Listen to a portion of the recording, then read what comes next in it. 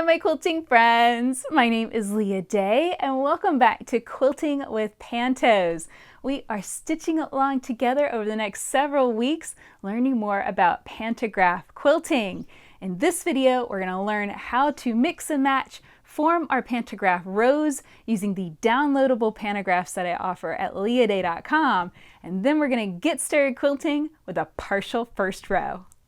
The first step is to print out your pantograph design, and this is a downloadable PDF. It includes some extra information on mixing and matching your designs, your rows together, as well as your designs. And with each one, so this is the spiraling pantograph, we include a 3.5 inch and a 7.5 inch version of the design. And I did this because I found the 3.5 inch fit home sewing machines, and the 7.5 inch fit our Unique 15 long arms, and then you could combine the two together for our bigger long arms. Now, to form your pantograph row, you're going to print out multiple copies of either page 2 or page 3. I printed out page 3 to get my 7.5 inch design, and now we want to trim away all this extra paper.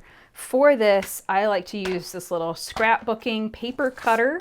And I stack up, I find 2 to 3 pages is about the max I can cut at once. And I just stack that nicely together. And the first step is to just cut along all of these marked dashed lines. Once you get all of your pages cut, we just butt the pages together, lining up where the designs come together, and then tape them together. And I like using clear Scotch tape.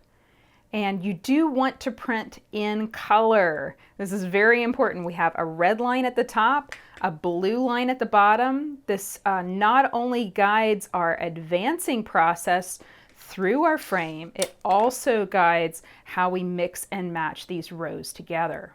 So here is my Loopy Hearts 7.5 inch panto ready to go. If I'm wanting this to last and do multiple quilts with it, I will put more tape on the back. I'll make sure I have tape all the way across the front and all the way across the back.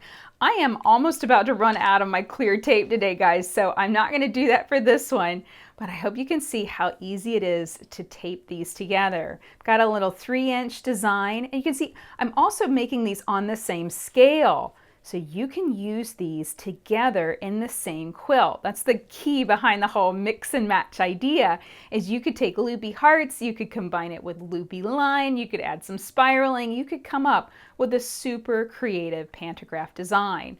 So for a home sewing machine, you are going to be limited to that 3.5 inch wide panto. The reason is you just simply don't have the harp space to quilt a bigger design.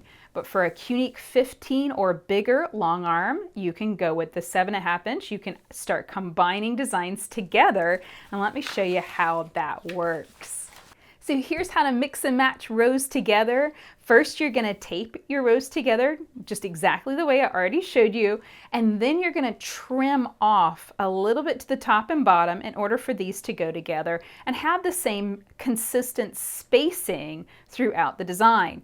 So I've already prepared this. This is going to be made for my Unique 21 long arm, and I have heart paisley here, and this has been trimmed along that red line.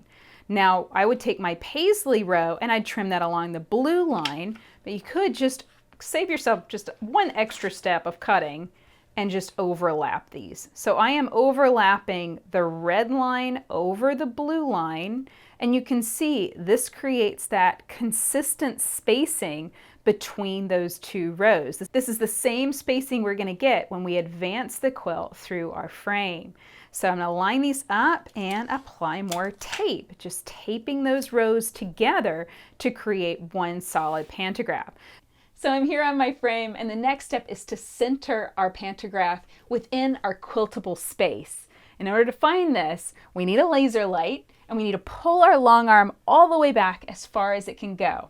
My laser light is pointing here, and I've already run a line of tape right along that line of where I can quilt, as far back as I can quilt.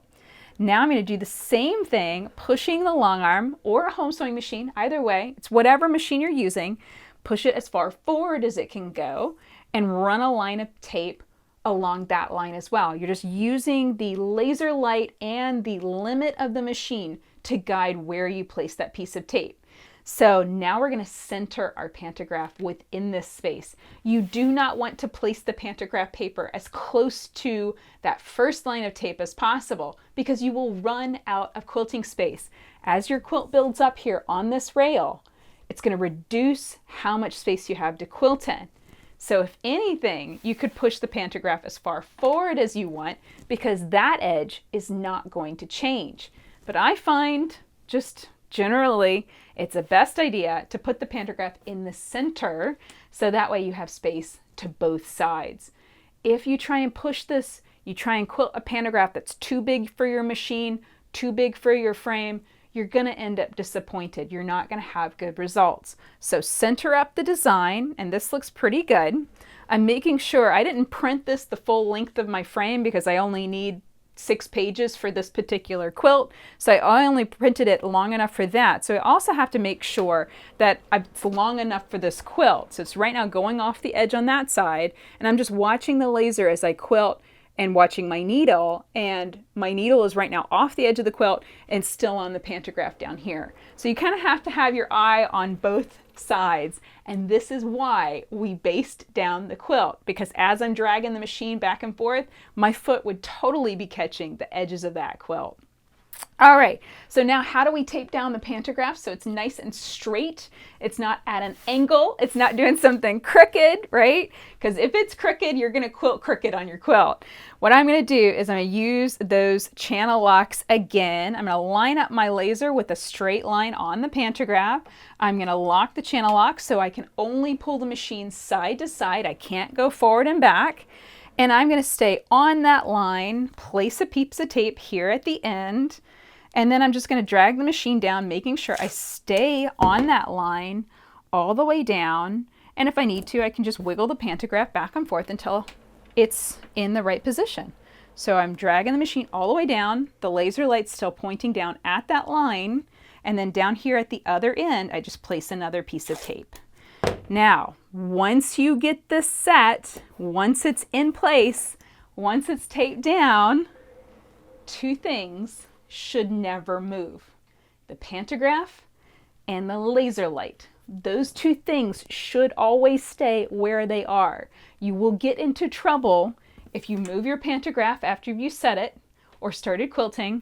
You will get into trouble if you move your laser after you've started quilting. So those 2 things are fixed.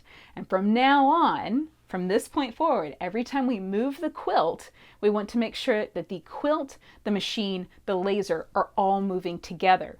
We do that by always dropping our needle in the down position. I'm going to emphasize that probably way too much in these videos, but it's a super important point.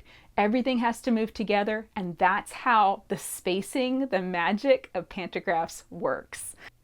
Now let's set up for our partial first row. And this is entirely aesthetic. If you wanted to, you could start with a full first row and make the best use of your time. A partial first row is really just for looks. A lot of quilters feel like it balances because we typically end up with a partial bottom row at the bottom of our quilt. It's entirely up to you whether you mess with this or not. I'm going to show you how to do it.